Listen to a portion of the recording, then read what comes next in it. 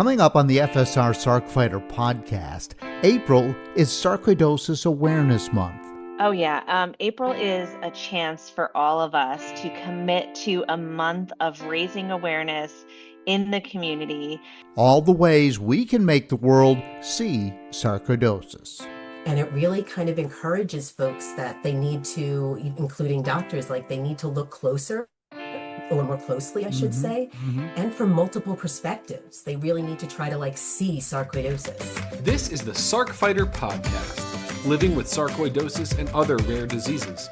Here's your host, John Carlin.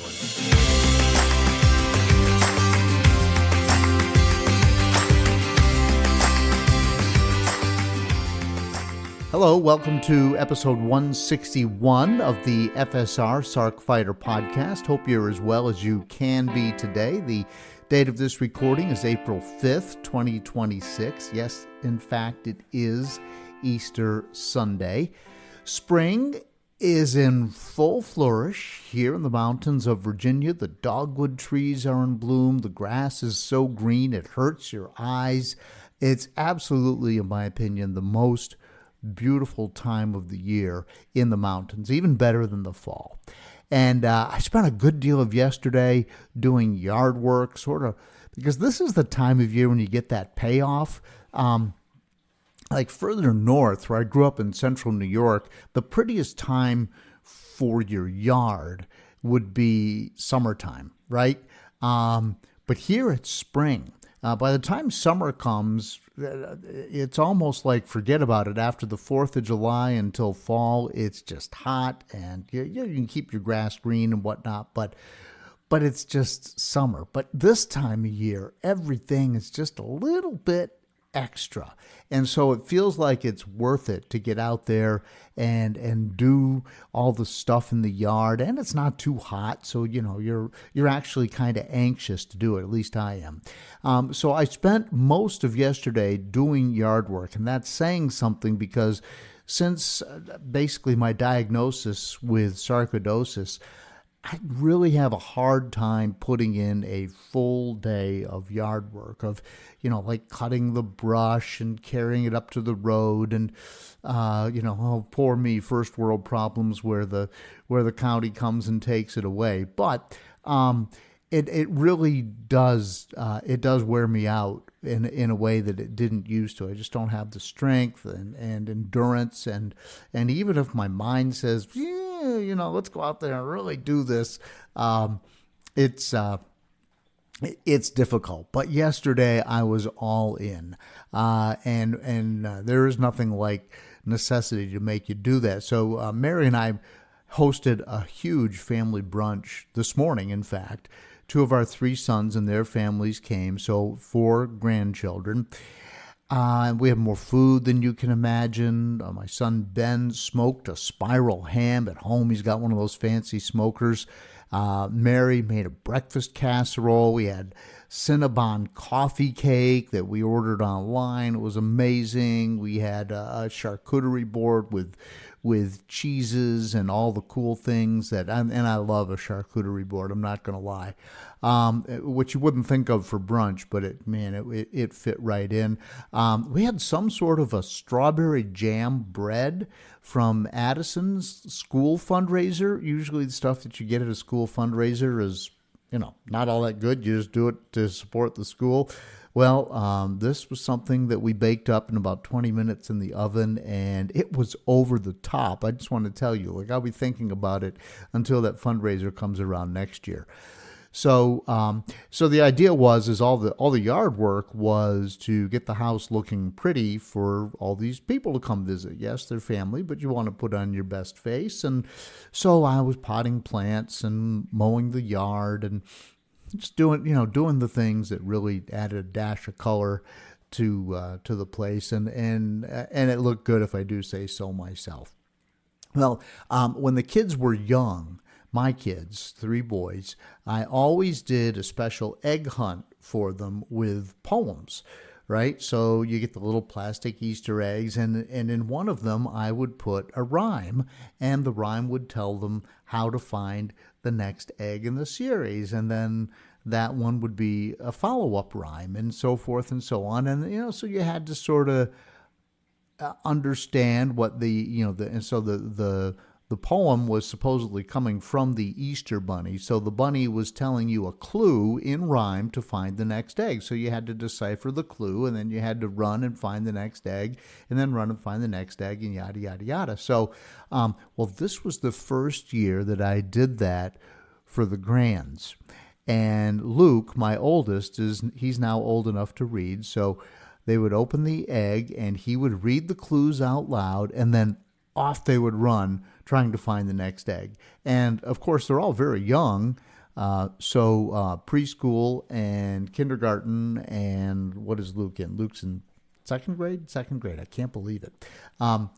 So off they would all run to find the next egg, and they'd open up, and it was so fun, and all the adults were running behind, and the boys had their, they were recording my sons were recording the video on their phones, of the kids doing this, and there were other family members, other grandparents who were here, and it was just a wonderful, wonderful group. But the point is that all the adults are chasing, the kids are running, and all the adults are chasing the kids around, and everybody's laughing and watching, and it was really a moment that I will cherish forever.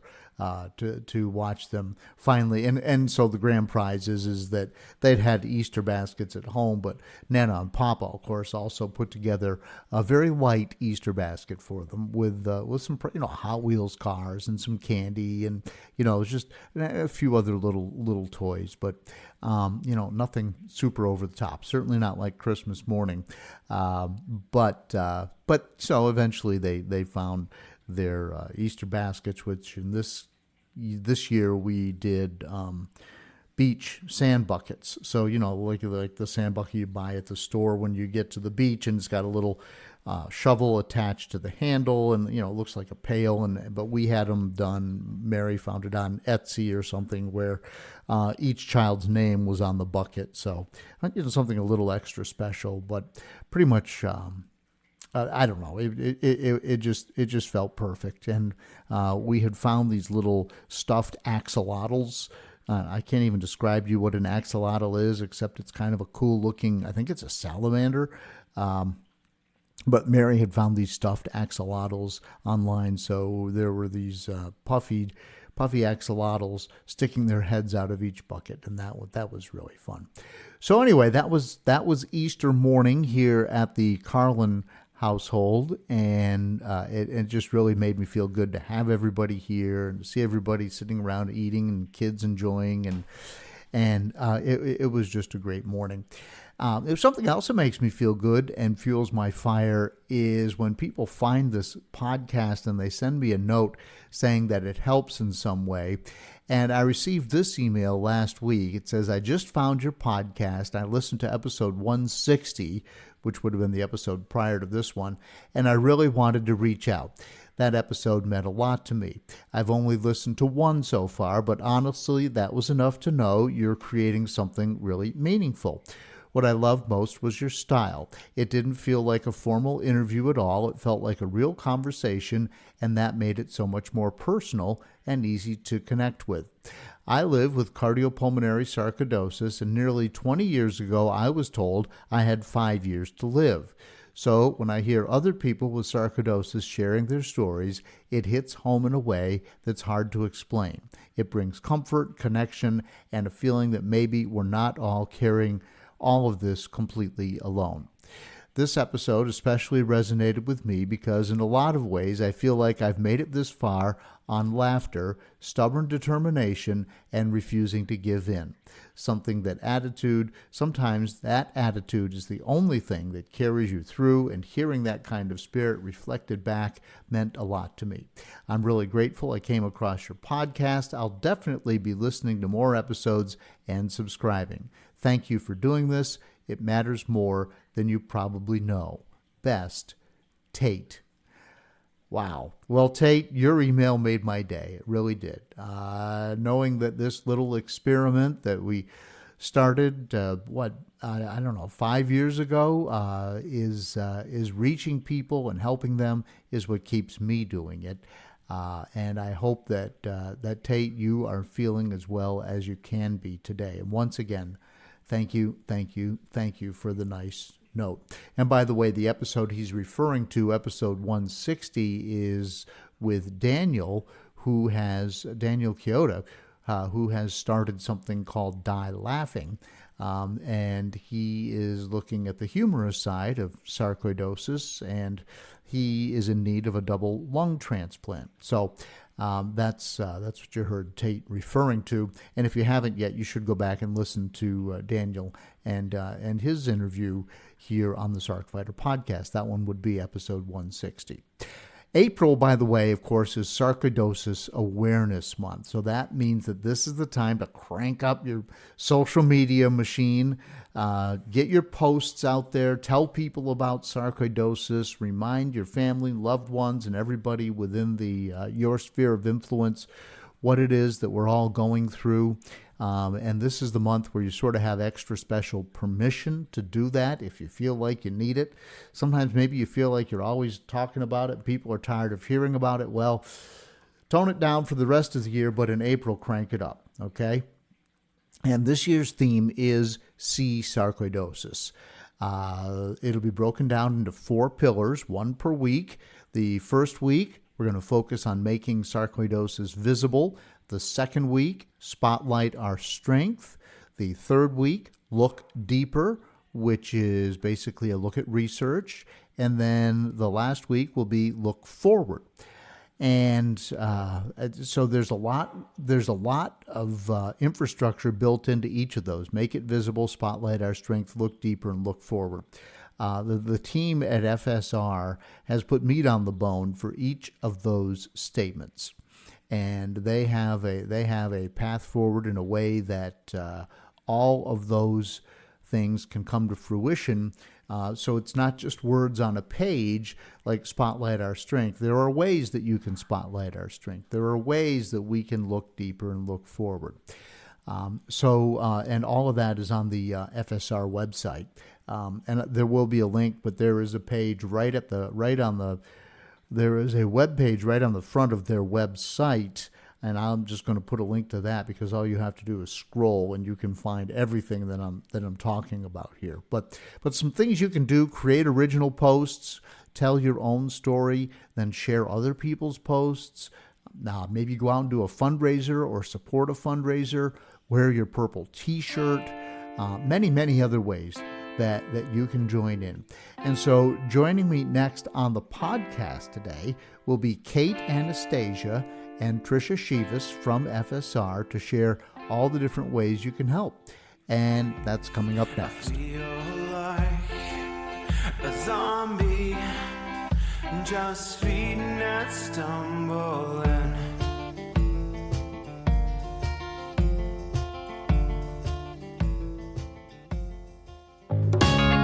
Hi, I hope you're enjoying the Sarc Fighter podcast.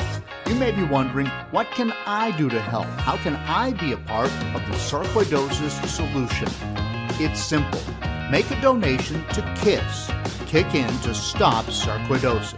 100% of the money goes to the Foundation for Sarcoidosis Research. Look for a link in the show notes of the Sarc Fighter podcast.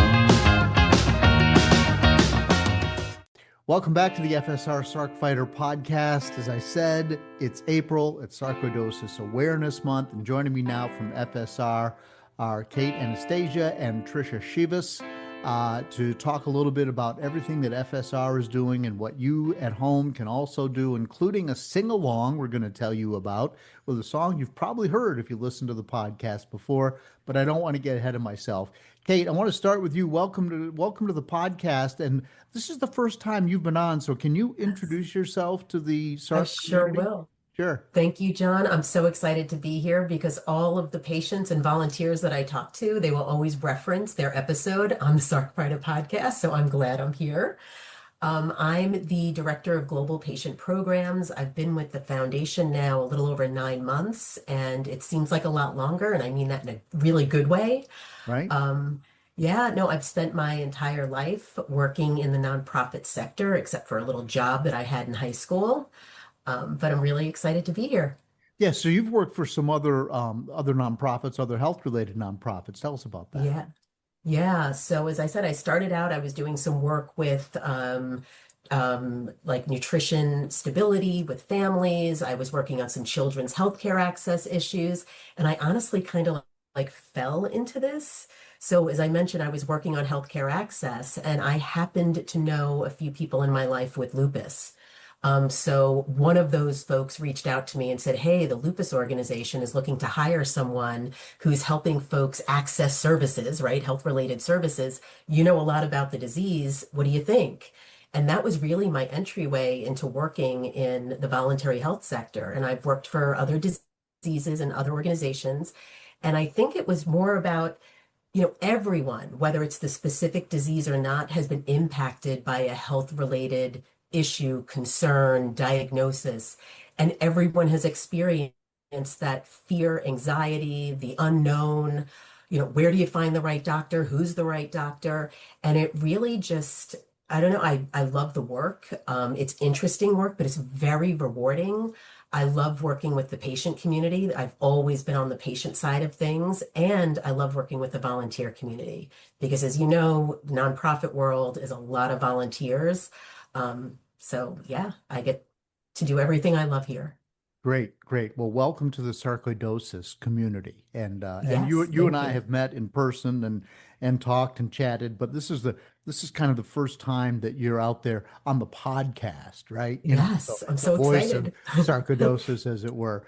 And Tricia, of course, you've been on the podcast many times. Welcome. How are you feeling this month? It's Sarcoidosis Awareness Month, big month. It's such a big month, John. I get so excited every year in April, leading up to April, and thinking about Sarcoidosis Awareness Month, and just, super excited about this year's theme. Can't wait to talk to you more about it. And just want to take a moment to say how excited we are to have Kate on the team joining us. She really does come with a wealth of knowledge, and she's got some things cooking that she'll be coming back on to talk to you about in a few months that are going to be super impactful for our community as well. And we really can't wait to bring all of these support to the community. And you'll hear a little bit more from Kate about all the programs that she's been cooking up for Awareness Month and beyond. So we're really very lucky to have Kate as part of the team. And I can't wait to celebrate Sarcoidosis Awareness Month with all of you out there. So thanks for having us, John. Sure. So let's just Tricia, I'm gonna come right back to you. Sarcoidosis Awareness Month is every April, and we always, of course, we're always talking about sarcoidosis, and we want people to be aware of what's going on with all the patients, and in particular FSR's efforts to help patients and researchers. But what is it that's different about April? Oh, yeah. April is a chance for all of us to commit to a month of raising awareness in the community. It's a chance for us to get the imaging out there. We have a really fun, dynamic image this year that is going to, I think, catch a lot of people's eyes on social media. That's one of the goals that we really put in place. But the whole purpose of Sarcoidosis Awareness Month is to really make sure that people do know that sarcoidosis is out here. So, John, you and I have talked about this a few times before, right? A lot of people, the first time they've ever heard of sarcoidosis is in that doctor's appointment. They don't know how to say it even when they go home. They can't remember what the word was themselves, right? We want to change that. And Sarcoidosis is Awareness Month is a chance for all of us in the community, the clinicians, the patients, our sponsors, people that we don't know, but we want to get them out there and get them excited about sharing about the importance of this disease. Really, anyone that we can touch to be a part of getting that word out and elevating the message of the sarcoidosis community as far and wide as possible. Okay, thank you, Tricia. So, Kay, I'll go back to you. The theme is See Sarcoidosis, right? Right. That's Yep. kind of what we all want to do here. We want people to see it. We want people to know about it. We want people thinking about solving the problem, right? So, you got bright colors. You've got some kind of image Yeah. that the folks are going to see. Can you tell a little bit more about this year's theme and where it comes from? Sure, sure. So yes, I love it. See Sarcoidosis. And I should mention that the theme was actually inspired by one of our volunteers. Okay. When we first started approaching Awareness Month, we had sent out a request to some of our committees and our volunteers and just said, hey, suggestions, throw them at us. And there was a suggestion that came in. And as we noodled around with it a little bit, we decided to kind of like shorten it, really focus it. And See Sarcoidosis just came out, and it's just an appropriate theme for us this year. And it touches on the fact that sarcoidosis is a snowflake disease, right? So no two people are impacted the exact same way. It impacts folks differently. And when you think about, it's supposed to be like a kaleidoscope pattern. So when you think about a kaleidoscope and how the patterns shift depending upon how you look at it, sarcoidosis presents differently in each individual, right? So there's different organs that are involved, or they have different, symptoms. And it just shows up in very, very different ways, and it impacts folks' lives in different ways.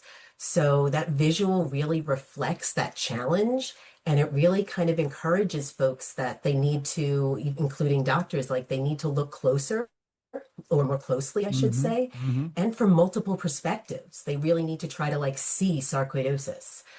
So that's why this year we've really focused on that. And I think the imagery and the visual is just very engaging. But it's also focusing on that you need to really like take a deeper look at sarcoidosis. I love it. So where will people see this imagery? Everywhere. Everywhere, It's right?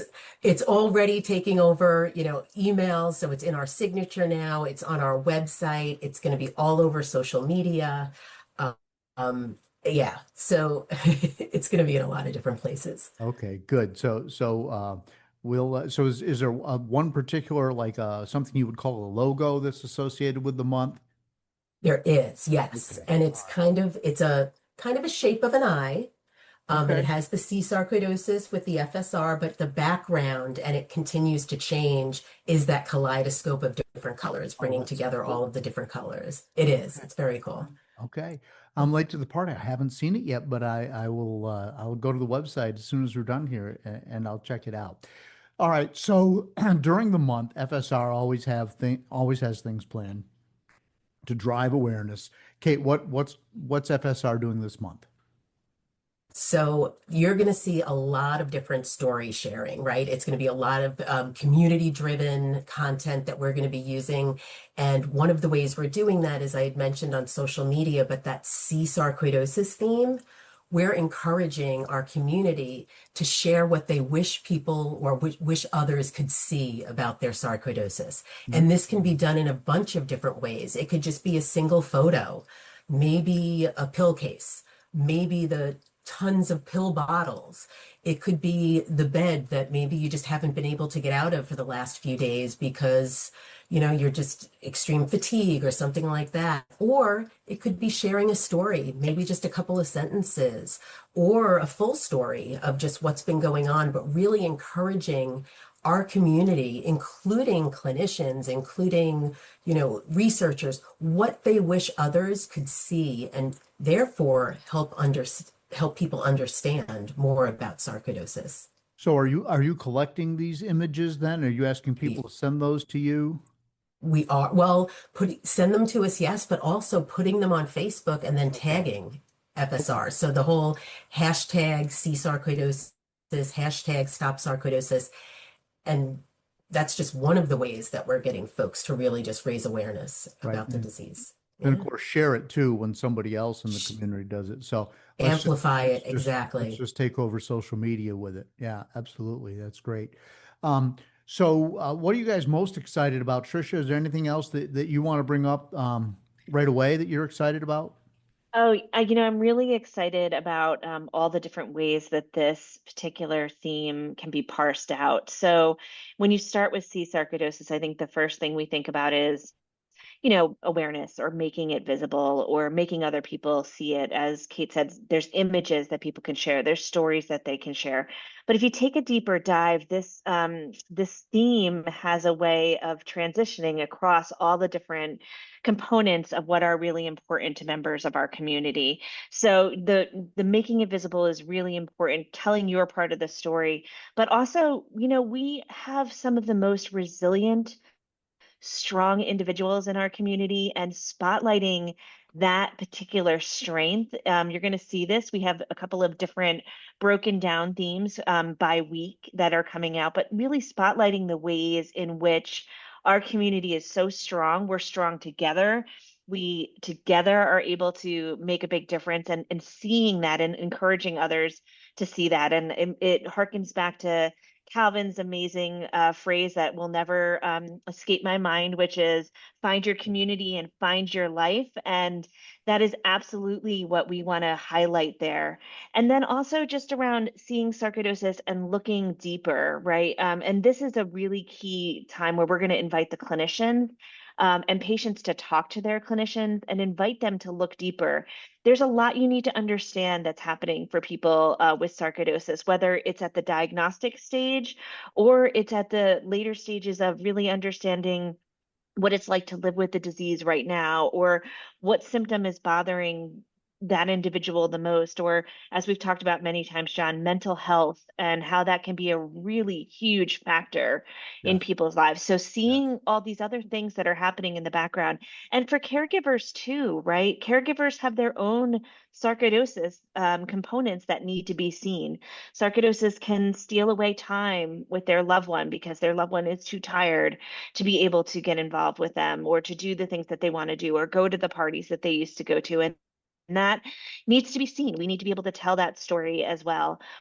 Or for caregivers to be able to share what they are doing to support their loved ones in this process. And then finally, around that, I'm really excited around the last week. That's the one that gets me super excited because it's about looking into the future. So see that future, see that bright future that we know is right around the corner. We're doing all kinds of things, working alongside you and other board members to really bring about a much brighter future for our community. And we're very, very excited about that. Yeah, well, you guys, I don't know how you all do everything you do. I follow you all on LinkedIn in particular, and every time I look up, there's Tricia at a different conference in another part of the country, and she's with Right? all these famous doctors and all of these leaders in the health community, and also Washington types as well. And that's got to be taking us somewhere. So that's just, those people are seeing sarcoidosis for sure. And so, Tricia, thank you for all of that. Thank So you, John. And it's such a privilege to do it. So I'm so honored to be able to do that for sure. great. Awesome. So we've talked a little bit. I think, Tricia, you probably covered everything that we want to shine a light on in terms of patients and caregivers, clinicians, advocates. Do you feel like you've covered all that to the point where we want to move on and talk about the zombie song? Sure. Yeah. Do we want to hear from Kate, what she Well, thinks is exciting about sure, this year, Kate. Yeah, what do you maybe? think? Go ahead. Let's go ahead. Thank you. I Getting do. ahead of myself. No, that's okay. I'm really excited about the fact that April is also Volunteer Appreciation Month. So besides doing all the stuff that we're going to do for sarcoidosis awareness, we're also taking some additional time to recognize and thank our amazing volunteers. Mm-hmm. And I just love that it's the same month because this whole organization, this whole movement is, really because of our volunteers, right? They are involved in every aspect of the organization, all of the work that we do. So I really like that the 2 months combined. So, Yeah. and then there's so many activities, as Tricia had mentioned, when it comes to the patients and the caregivers.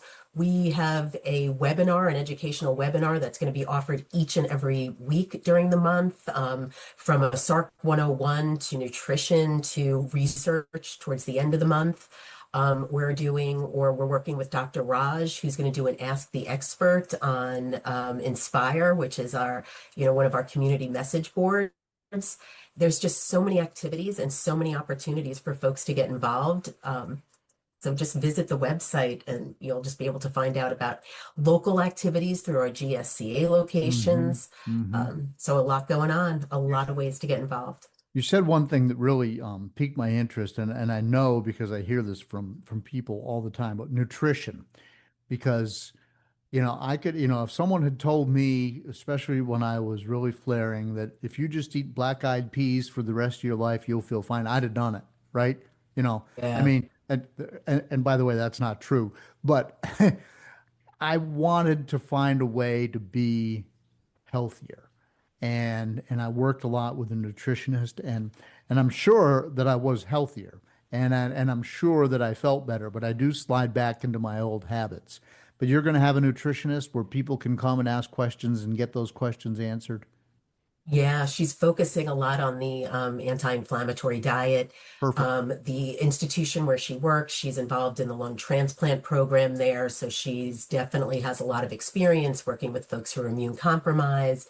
And she just brings a great, she explains easy things that you can do. She explains opportunities where you can cheat and make modifications. It's going to be a really great program. I've actually heard her present in the past. Okay. So that was one of the reasons why we brought her on board for Awareness Month. Yeah. True story. I was like growing grass and putting it in smoothies because, someone said, this is good for you. And I'm like, I'm in whatever. I need to find a way to right this ship. But I got tired of growing grass and it did not taste good. It was not good. I can imagine. Yeah, no. I don't recommend it. But if it would have worked, I'd have kept doing it. All right, are we ready to talk about Zombie, the song? You got it. Yes. So, Kate, people who listen to this podcast know that the music, and I say this at the end of every single show, is the theme song for the FSR-SARC Fighter podcast is Zombie.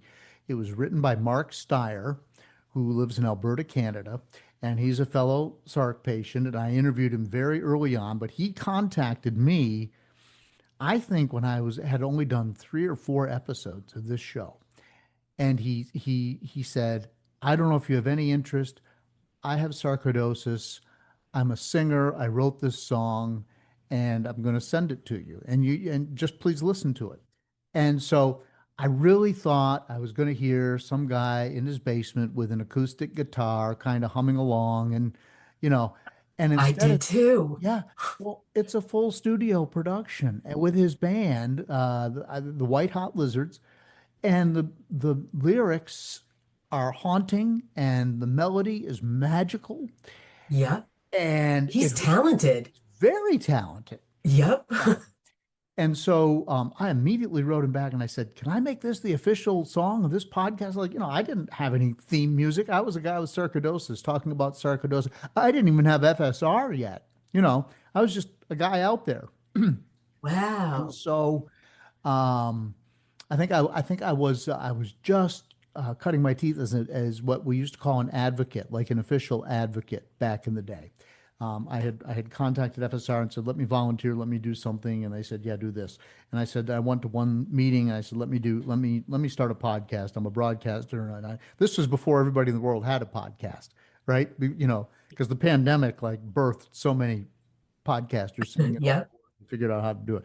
But anyway, what I thought was a very novel idea at the time wound up with a very, very good song. And so you have an idea for the song Zombie for this month, and you want everybody to participate. What is it? Yes. So we're calling it the Zombie Sing-Along. Okay. And it really was kind of Mark's idea.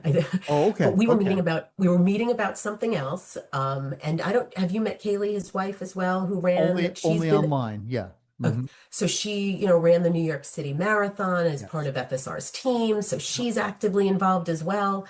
But Mark had mentioned his song. So of course, after that meeting, went, downloaded it, fell in love with the song. I play it to everyone in Right. my life. Yeah. When we had our next meeting, I brought up the song and I just said, it's incredible. And he said, there were some family and friends who that last 30 seconds where he's saying, whoa, He's singing "Whoa."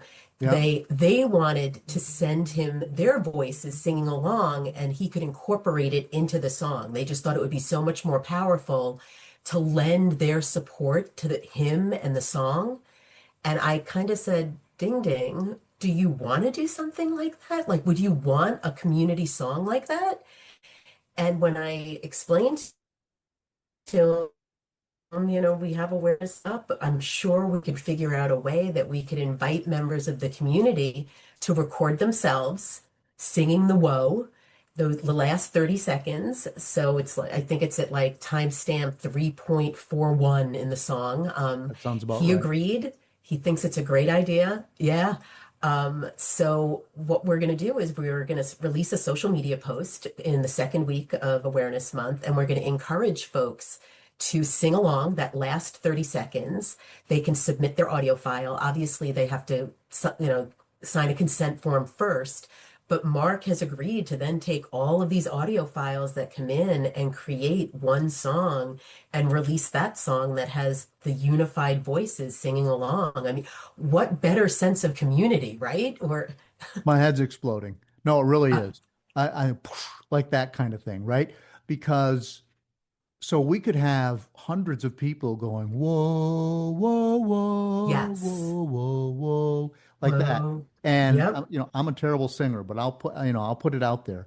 And then we can just layer that on top and on top and on top and on top in a studio, and we will have literally hundreds of people if this works. And people, if you're listening to me, if you listen to this podcast, I am requesting right now that you do this, that you Yes. join me in doing this. Um, and let's see how many voices we can get to, just because it's very easy to sing, and you just listen to It, it. You listen, it's just like a song on the radio. You listen to it and you'll have it, right? It'll stick in your exactly. head and you'll have Once. it. And it's Yep. so easy to sing along to as well. Right. So I did it.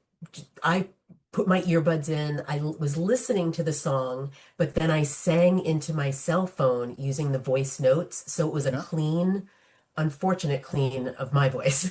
Um, and I shared it with a colleague and said, "Hey, did you receive the email and can you hear me clearly?" And she said, "It's perfect." So we figured we can easily do this. And we're going to hopefully, John, if you can help us amplify this message. But like you said, if we can get hundreds of people, I can only imagine what an incredible song.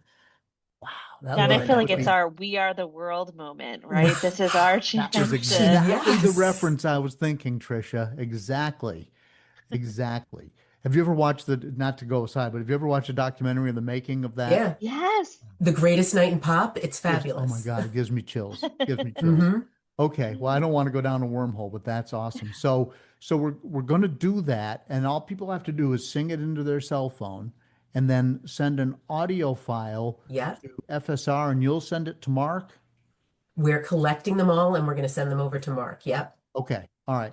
And there's a timestamp in the song where you want people to start singing. Yes. I mean, And people can all sing of the that whole will be song, I guess, if explained. they want, but we're going to I cut mean, it if they right at that point so that were. everybody starts at the same point and we layer all those voices. Yes, but if they sing the whole song, I don't know if the file will be small enough to email. So Okay, they might that's want to follow that's direct. Yeah. okay. That's All my right. only concern there. I wasn't trying to dampen anybody's enthusiasm. That's all. So, but that's a good point. But you have tried it, and if you just do the last 30 seconds, that's a small enough audio file. You can just email it to somebody. Yep. You don't have to Right from Dropbox. my cell phone, I was able to email it. Okay, Yep. that's awesome. Okay, great. Yeah. And you're going to put that out the second week of the month? The second week of well, so this is a half week. We've been struggling with that. So Okay. we go out the week of April 13th. And I will put some like guidelines on how it could be done. But all folks have to do is click on a link to just sign a release form, and then they can submit their audio file and we'll take it from there. So they don't really have to sign anything. They just click something. Yeah. Signing something and sending stuff Enter their online, name. that's scary. I've done it. I've done it with documents for real estate and all that, but it's a Yeah. pain in the butt. But all you got to do is click a box. And Yeah. that Click just a says box. I agree to let you use my voice. And then Exactly. Boom. And they're not going to be recognized on the final song, or, they're not going to get any compensation for the song, like all of that stuff. Yeah, all Sure. that stuff. It's Yeah. like you're not going to pay me to sing, on the radio or for FSR. I'm just doing this because I'm really into the cause and I want to help and I want to feel the kinship with all my fellow Sarc fighters or Sarc Yeah, what a warriors, sense of sarcoidosis community. warriors. I love Yeah. it. Yeah, no, I think you've really, really nailed it on that one. So, what else? I mean, just as you look at the month, Tricia or Kate and Kate, what do you want people to take away from the month? So I'll jump in just very quickly to say that I really am hoping that people will take away um, that they can be more open about what they're experiencing. I think one of the things that I've learned over the years being part of the sarcoidosis community is beyond being really strong and resilient, sometimes we're a little too stoic here in this group, and we don't share everything that's happening. And what happens then is it isn't something that people can see. People don't know what you're going through if you're not willing to share what you're going through, if you're not willing to tell that story. And so for me, I think a key takeaway is uh, it's good for you to share if you are feeling comfortable enough to share. And whatever you can share does give people a better insight into your lived experience on an everyday basis, and they can understand you better. And so I think that, I'm hoping that that will be one of the key things that people take away, which will open up the opportunity for what we always talk about, which is raising awareness of sarcoidosis all year long, because more and more people will feel comfortable to stop putting up that wall and to be willing to share. Kate? I echo everything Tricia just said, especially the part about awareness being a year-round activity. I mean, I know we really focus on it in April, but people can be sharing these stories throughout the entire year. And then also I want to make sure that folks understand that, yes, April, we're doing a lot, a weekly educational webinar. Even all of our GSCA partners are making sure that they're doing a lot of awareness events and community group meetings. But I want folks to know that these resources, these supports, they're available to you year round. We can help you find a local support group throughout any point in the year. We have educational opportunities. We're really trying to do at least one a month, but we have our video library so folks can access those resources as well. So while we really focus on it in April, I want folks to know that we're here for them. The whole community is here for them, Mhm. year round. Yeah. All right. Now, I know, Tricia, I really was appreciative of the fact that you said we can be kind of stoic in this group. And I'm going to dovetail that into what I want to ask you next. But I was just the podcast prior to this one, if people haven't listened to it, is with a guy named Daniel Chioda, who has started an organization called Die Laughing. He Yeah. needs a double lung transplant, but he's finding a way not to be stoic about it, and I just got to give a shout out to him. And so and one of the things he emailed me was how happy he would be if his donor came through during Sarcoidosis Awareness Month. So all of a sudden I'm getting kind of serious and stoic, but he's not. He's able to laugh at it. He's able to really take it and run with it. But part of the stoic part is the work, Tricia, you're doing at the federal level. You're going into Washington, you're talking to politicians, you're talking to undersecretaries of whatever, and those are serious people, but you're making headway with them. Can you just give us an update? Sure, yeah. It is really powerful work to work alongside the legislators. And I know in this day and age that feels like maybe there isn't a lot of opportunity for making headway, and it can feel like, a lot of people are dragging their feet and things aren't moving forward. But I'm here to tell you that there are still really great paths for us in order to move things forward, and we are working every day to do that. And so just a few highlights. I know that Mary has shared extensively about the FMLA and what we have been able to do in making family medical leave available to people that want to participate in clinical trials.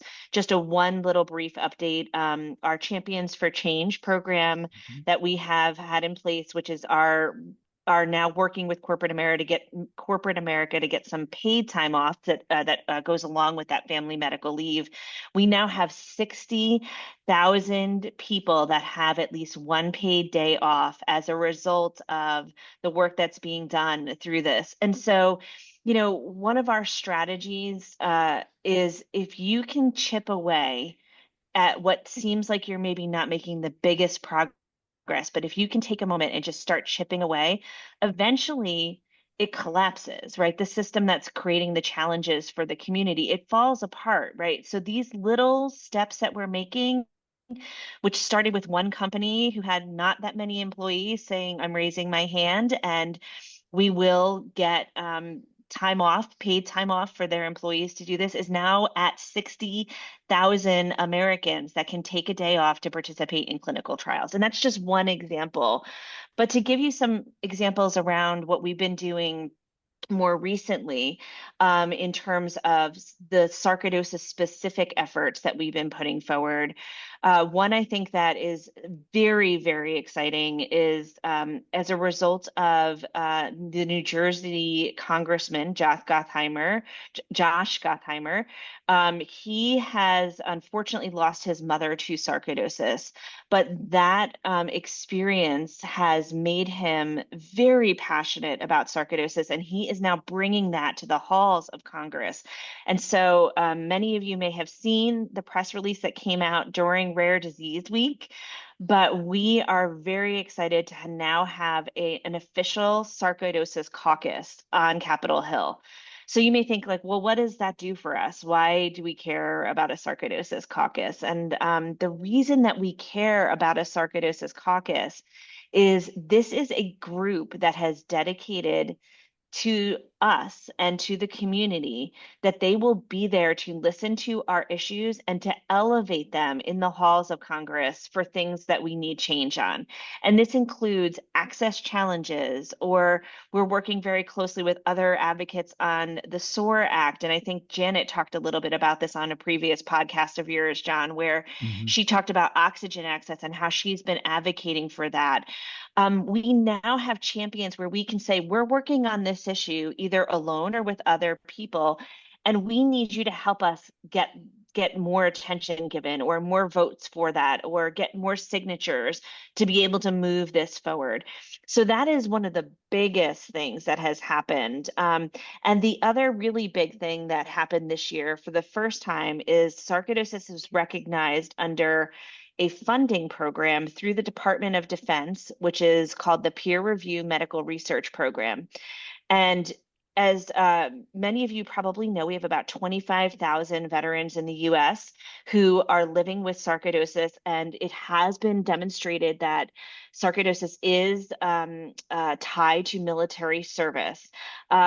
Because of that, we are now eligible for Department of Defense funding in order to move this forward. And this is funding that is not ever been available to our researchers. So one of the ways that we move the needle is to get more money for research. We have raised over $10 million in research, but that's a long way that we have to go to get to that point where we can really have a tipping point. So every time we're able to bring in more potential money to research at these very high levels, it was really a game changer. And these are just a few of the things that we're doing. And I just want to give a shout out to all the advocates out there who are every day either going to Congress. We had a bunch of people with us at Rare Disease Week. It was incredible to see all the individuals with us, but also those of you that are answering our action alerts, like the one we just recently put out about trying to get more people to join our caucus. And we'll have another one coming out about the peer review medical research program, and making sure that your senators and your representatives know that you care about this funding and you want this funding to continue. Those of you that are doing anything to advocate on Capitol Hill and joining us in those efforts, it may not feel like you've made a difference, but I promise you that over time, the little bit of those voices that you're doing, the conversations that you're having, they are resonating through the halls of Congress, and change is coming because you have done that work. That's amazing. And once again, I want to say here on the podcast that I really want to interview some veterans. So folks can reach out to me, carlinagency@gmail.com. There's 25,000 veterans living with sarcoidosis. So let's hear some of those stories. Let's get it out there, and it's not all burn pits. There's different things and different causes, and we're still trying to figure out what those triggers are that are tied to military service. But we know they're there because we see this, the causation. We don't know the causation, but we see the correlation, right? In most cases. Absolutely. And thanks for suggesting that, John. And in fact, actually, the research team just put out a survey to better understand the sarcoidosis veteran experience. Yes. And it includes a lot of questions about what kinds of things were you exposed to. If we can understand that, we can prevent some of those exposures. Wouldn't it be wonderful, even in a small population, to start to be able to prevent people from having sarcoidosis and all of the challenges that come with sarcoidosis, and that could hopefully have a rippling effect through the entire community. Yeah. Okay. Well, let's move on because I don't know if there's anything in particular this month that you're trying to recruit people for. We talked about the veterans. We want them to, and I've actually read that public service announcement a couple of times now. So I hope you're getting a good, solid response from veterans on it. And I know you're circulating it in a zillion other places too. Is there any other way that people can get involved with FSR this month that it's different from normal? Tricia or Kate, I'm not sure. I'm not sure who's best to answer that. Kate, why don't you jump in with some of the things that we're asking folks to do? There's lots of different things, but yeah. Yeah. We want folks to get involved. As Tricia had mentioned, we do have that specific survey for veterans in our patient registry, but join the patient registry. Like sharing your story and sharing your experience, that's going to help benefit research.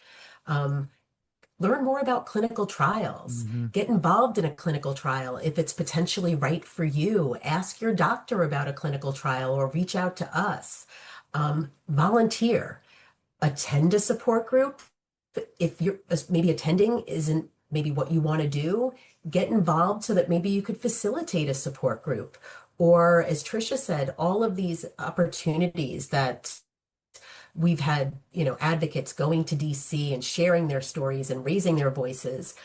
You could be one as well. Get involved with us, and you can do it this month, but you can do it the rest of the year as well. So I would just ask folks to just think about ways that you can get involved. Yeah. It's great to share your stories on social media, but actually get involved with the foundation in our community. Well, here's John, one. can I bring? Yeah, sure. Go ahead. Tricia. Yeah, no, do it. Yeah.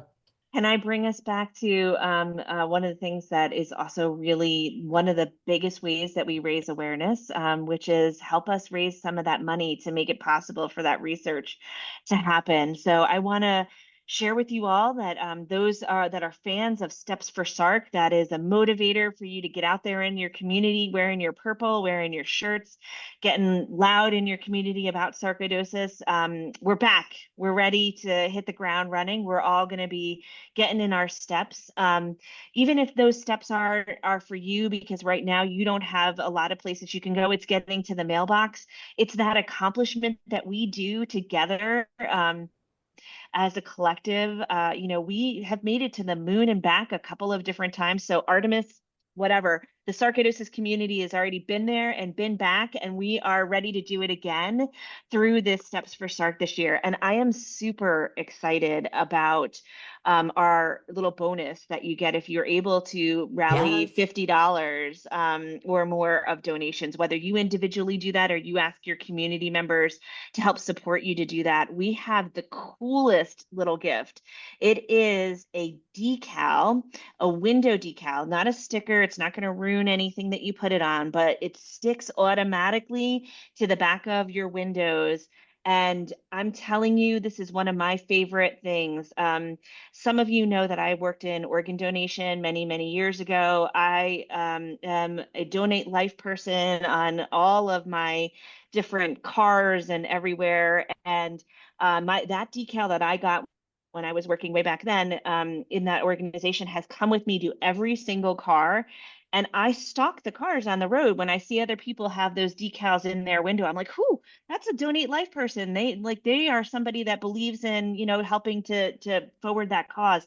We're going to do that with sarcoidosis. And the coolest part about this one is it is just like our kaleidoscope, and it is prisms and images, and it will sparkle and really shine. And it is going to be just the greatest thing to see this all across America, all around the world, people putting these decals either in their homes or on their cars to share that they are supporting FSR and helping us to help make sure that we see sarcoidosis. So if people want to get involved with Steps for Sarc, I Yep. know that there's a link on the website. They Yep. go there, they click on it, and they go out and they raise money, and then so it's pretty self-explanatory, right? It's And very yeah, self-explanatory. You can build a team, or if you're just one of those people and you're just like, I just want to donate this time, I'm getting my feet wet, you can just donate. But, build a team, ask your loved ones. The number one reason that people don't give, John, do you know what that is? I Nobody. don't. Nobody asked them. Nobody asked. Okay, I was going to say that, and I thought, no, that's too Yeah, easy. Yeah, but okay. nobody asked them. And so we all are afraid of fundraising. Fundraising is like a big fear for most people. But your community loves you. Your community supports you. And if they know that you have something that you care deeply about and you ask them to give, if they have the capacity, they'll give. It doesn't have to be, we're not asking everybody for millions of dollars or $1,000 or even $50. You ask the community to give, and they'll give what they're able to give, just as a way to say, I support you. And thank you for asking me to be able to stand up and do that. So, highly encourage it. It is very self-explanatory. Angela Freelander, formerly, now Angela O'Malley, who had been with FSR for 9 years, has come back to help us as a consultant Great. for a bit of time with us. And so she's been in the background. And those of you that have been listening to the podcast for a long time know that Steps for Sarc was Angela's baby. She It came up was. with this idea and really thought this idea through. So she is really great at providing all the toolkits.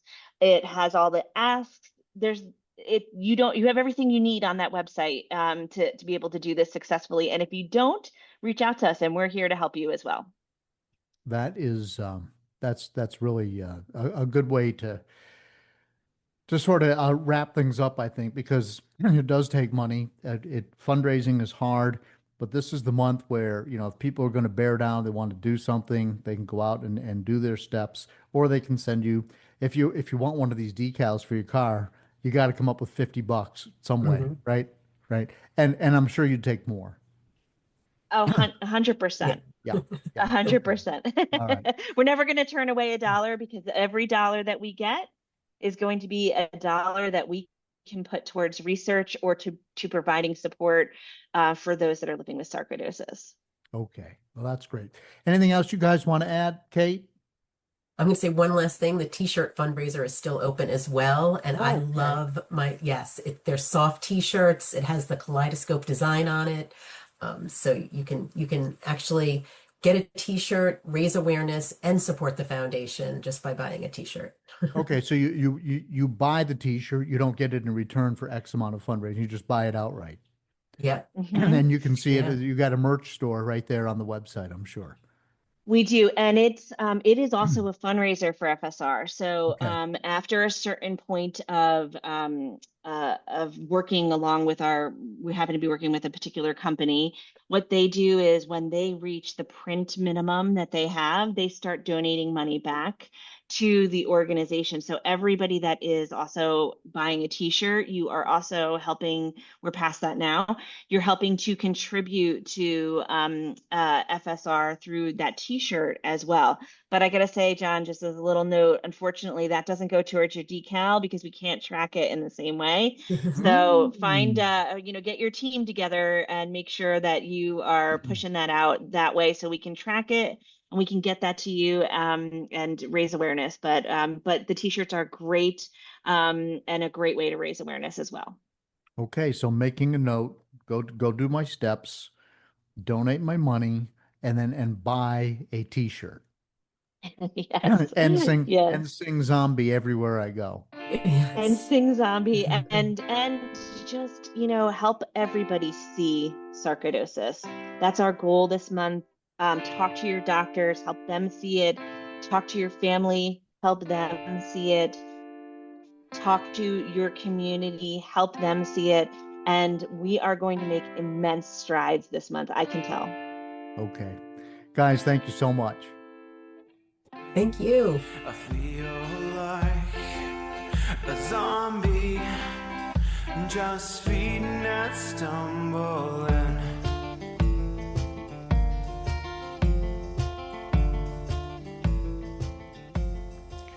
Well, thanks to Kate and Tricha. I got to tell you, I've worked with a lot of nonprofits, and the folks at FSR are right at the top when it comes to caring about the mission. These people are always engaged, not just Kate and Tricha, certainly them, but all the different people at FSR. They're always looking for the next thing and finding it, the next way forward, be it a program, research, or patient engagement. Like, they're not sitting back waiting for the community to come to them and say, help us. They're going out and finding ways to help and reaching out to the community and saying, okay, why don't we try this? Let's do this. Let's all jump on this bandwagon. Let's do this next. For instance, you heard them say that Steps for SARC is back.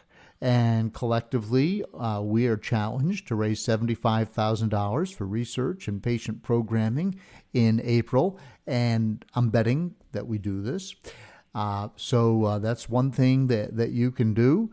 Another thing is all month you can go to these events all month long.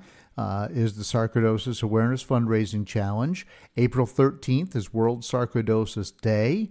April 17th is Evidence-Based Strategies for Pain Relief. So that's something that you can attend. April 21st through the 23rd. You can go to Inspire and ask a sarcoidosis expert. On April 23rd, there's a seminar, Sarcoidosis 101, and on April 30th, there is an FSR grantee webinar. And again, all of this is right there on the front page of the FSR website, which is www.stopsarcoidosis.org. Also, one other reminder, we are reaching out to veterans, both I, here on the podcast, and FSR. They want to hear from veterans, and if you're a veteran and you'd like to appear on the podcast, just all you have to do is send me an email, and we'll make it happen. But FSR says, are you a military veteran? Well, we're launching a new FSR Military Veterans Survey to better understand how sarcoidosis affects those who have served in the military. And by sharing your experiences, you can help researchers and clinicians learn more about potential causes, symptoms, and treatment responses within military veteran communities. So in the survey, they'll ask you about your military service, your history, potential service-related exposures, and your experiences receiving care, and so much more. So that is something that's out there. We need people to fill out this survey so we can reach out and help veterans more, because we do know that the veteran community has a higher percentage of sarcoidosis than the community at large. So what's behind it? Let's find out. Let's see if that doesn't give us a clue as to why everybody has sarcoidosis, or let's see if we can find some sort of a treatment or a cure. This is a good time to contact me. If you'd like to share your story on the podcast, please contact me at carlinagency@gmail.com. The official Sarc Fighter song is Zombie by Mark Steyer and his band, the White Hot Lizards. And let's all tune in. Let's all send our we're supposed to hum or sing. We're supposed to sing a little section of the song, and FSR is going to play that back, and I am sure that I will play it back here on the podcast if I have all the proper permissions. Normally, I release this every other Monday. As I'm speaking today, my trusty boxer Dougal is not curled up in his chair. He's actually in his kennel because we're headed out to an Easter dinner, but he's usually here. He's been here most of the day. If you're new here and trying to figure out what Sarc is, try listening to episode 2 with Dr. Simon Hart. My story is episode 1. Please send me an email. It's in the show notes, carlinagency@gmail.com. And until next time, keep fighting.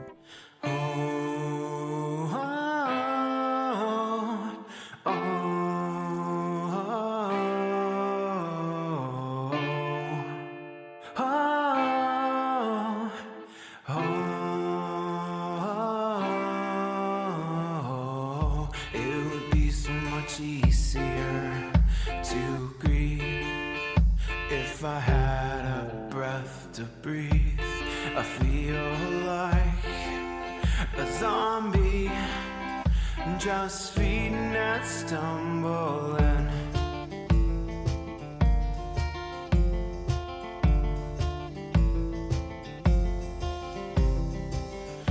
Learn to suffer, you feel pain someday. Learn endurance, your strength will fade away. Dead man walking, trying to keep up the pace. Dead man walking, counting down his days. And I don't know what will come. Look for silver linings, but still I find none. There was potential, slipping gone. It feels torrential, but I'm holding on. I'm holding on. I'm holding on. The fear I fight every single night. Whoa, I'm still upright.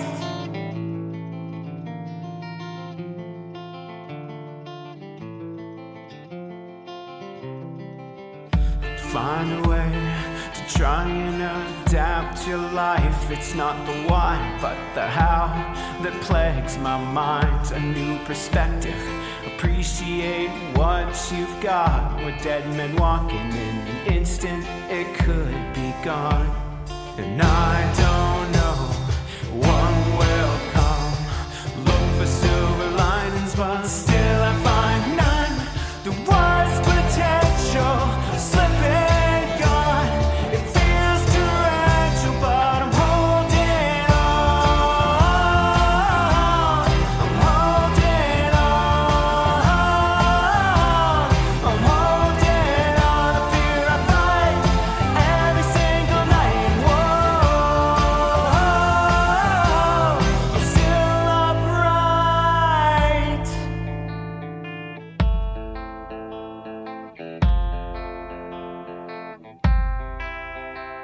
Wherever there is happiness, fight to be there too.